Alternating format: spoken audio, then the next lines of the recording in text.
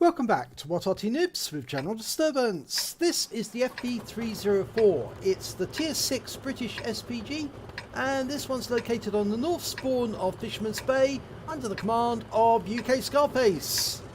Now, the FV series is a series of standardised vehicles. This was a prototype which was put forward for a new SPG, but unfortunately it was obsolete by the time the prototype was ready and instead was cancelled.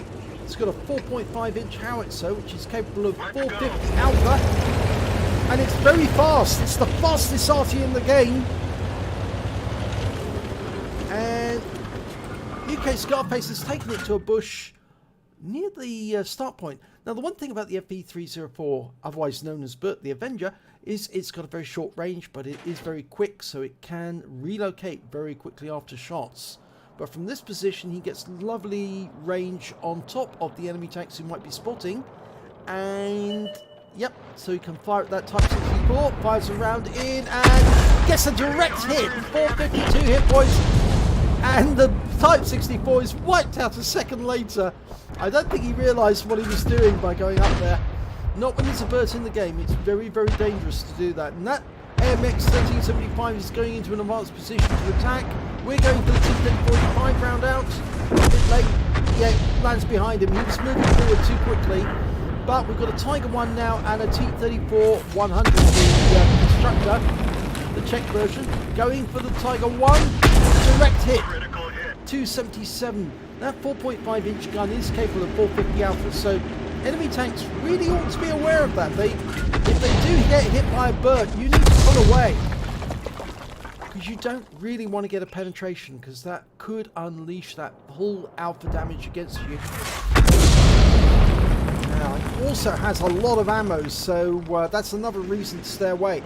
It can penetrate up to 28mm, but remember, these shells are coming in very steep angles, because it goes virtually straight up and straight down, parabolic path, and that means that even if you're hiding behind an obstruction, you're still going to be able to do damage firing between the gaps like that. And yeah, look at that, he's hit the enemy tank in cover, put a round through that gap onto him. Oh, Tiger 1's gone down. He was actually killed by the M6 in the end. Right, now, those tanks in the town outside range, you can see a grey line at the end, and platinum reticule means that you're at maximum range. The Bert does have to get close to the targets. If it doesn't, obviously, it won't be able to hit them. But we're now aiming for a T-34-85, working out where he's going to go, fire a round in, and that looks good. Oh, it fell short. Okay, going for the T-34-85M over on the other side. Working out where he's going to go. That's it, that looks good. Round out. Direct hit. 98 hit points. We can put another round in there, we can hit his engine. And I don't think he realises that he's sticking his butt out. Round out, this is good. It is! 169, he's pulled his rear back in now. He realised this mistake. Now, these shells don't have much splash. Very little splash. So if you land a shell directly behind somebody, unless it actually touches the target, it's not going to hurt them very much. Not unlike some of the other higher caliber Arty.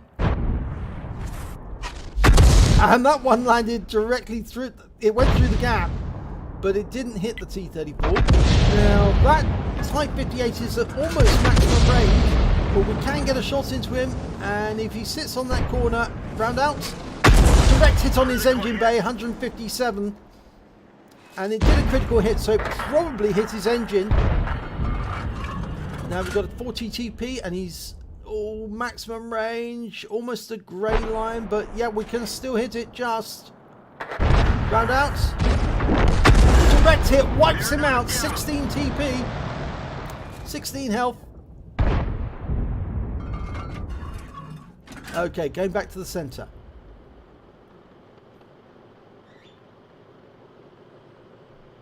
No tanks in sight. There's two T-34-85Ms up there somewhere, but I think they realise now they need to stay in cover.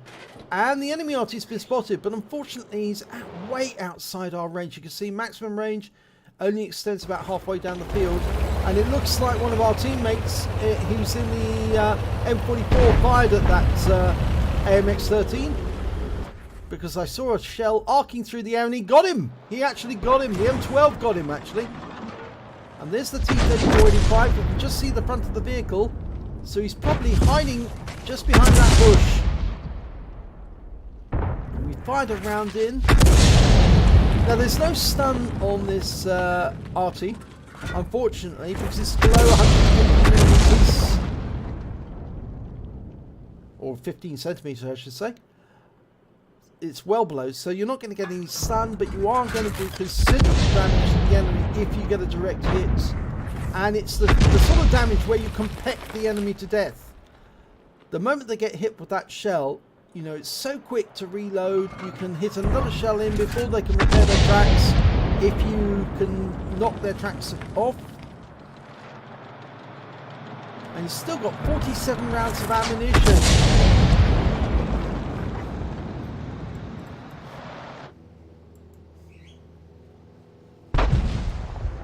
Right, now firing over on the west side of the map, we've got a P-43 Biz making his way up, round out, looks good.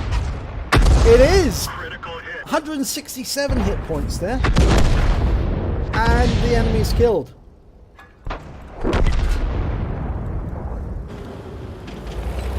Okay, moving up.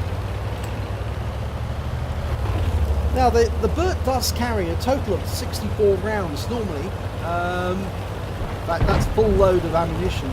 And of course one of the good things about the Burt is it's got vents. It can carry vents, which can greatly improve the reaction time of the crew, especially if you've got BIA and other good skills. Top speed is 72 kilometers an hour. Look at that round arcing through the sky, high parabolic force. And that's why it can fire behind objects, you see, because it's lobbing the shell over the top of the obstruction into the enemy. And there goes another round in. Right, we've spotted an ARL. There he is. He's sitting behind the windmill, and we can hit him from here. In fact, our teammate actually hit him as well, and I think that was the M12. There's a T-25-2, and he's hiding back behind the rock, but that's not going to help him because our round goes in and wipes him out. In fact, that was an open top T-25-2, and the shell hit him directly in the cockpit, so no chance of surviving that. All the crew would have been killed. And the enemy Arty's been spotted, the M12 in the south. There's only two enemy left, the M12 and the ARL B39. So it's everyone for them to try and grab a last kill before this game's over. There's the M12 dialing in. Round out, this should be a hit. It is. Oh, he got a fire! Oh! He got a fire, but unfortunately the M44 got the kill because he sneaked in and kill-stealed by firing around him, which took out the last remaining hit points before the fire completed the job. I'm sure he would have got a fire kill there, an arsonist badge. Oh dear, let's have a look at the end of battle stats for this one. And it's an ace tanker for UKSkaface in the FV304. In fact, it's his first one because he's got the scrolls underneath the M, and that indicates it's the first one. And he also picked up a bruise medal for getting at least 5 critical hits, and he got a Confederate because he hit more of the enemy than anyone else on his team. At least 6 tanks, which were subsequently taken out by other team members, and one of those was the M12, unfortunately. He wanted that kill, but he just didn't get it in the end. But mind you, he did pick up a Confederate because the M12 wasn't killed by him. The win 8 for the battle was 4825, super income standard. So let's have a look at team scores. Well, he did get the highest damage on his own team. He got 2,077 hit points. The ARL V39 managed to get the highest damage on the overall, and he also picked up the high caliber. He got 2,371. So not much more, 300 hit points more than UKSkaface, but close, very close. The next highest score was the M12, 1,333, and then we have to look to the SPIC. The SP1C managed to get 1,132 to get the next high score. What's that? No, it's not actually. It's the AMX13F3 on the enemy team. What am I saying? He got 1,179. So let's have a look at kills. Well, when it comes to kills, the M12 managed to get the highest amount. He got 3. Then we've got 2 tanks with 2, including UKSkaface in the FV304 and the LV39 with 2 as well. When it came to base XP, it was UKSkaface who managed to get the highest amount. He was a tier 6 Arty in a tier 7 game, and therefore obviously every enemy he was hitting, he was earning more XP for doing it. He managed to get 776 base XP. The M12 managed to get 772, and then we've got the SP1C managed to get 706. Let's have a look at detail report. Well, he fired 22 rounds in that battle. He got 11 direct hits, 11 penetration, and 3 splash. Damage of 2,077 hit points, all at more than 300 meters. He actually damaged 8 of the enemy, but killed 2 of them, so there's the 6 difference that enables him to get the Confederate. And he also caused 64 hit points of damage resistance. As I said, there's no stun, but he did manage to track somebody who was subsequently hit, so he picked up some more points that way. On a credit side, he earned 35,541 credits, got 17,771 from personal reserves, and that brought up a total of 53,312. After ammunition resupply, and this ammo is relatively cheap, very cheap in fact, so he actually took away 47,812 credits at the end of the battle.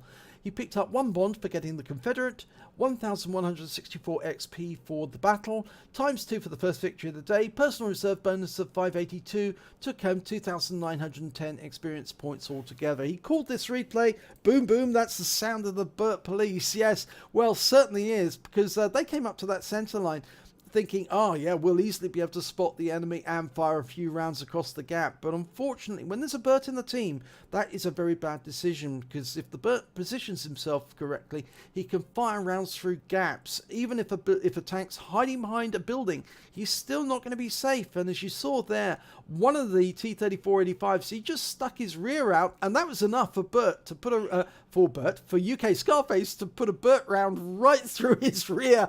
And yeah, so very bad decision, but lovely to see his first ace tanker for the Burt on this game, and I'm sure we'll see many more. If you enjoyed this replay, please give it a like and do subscribe to our channel, and hopefully it'll be your replay that I'll be featuring in the next video.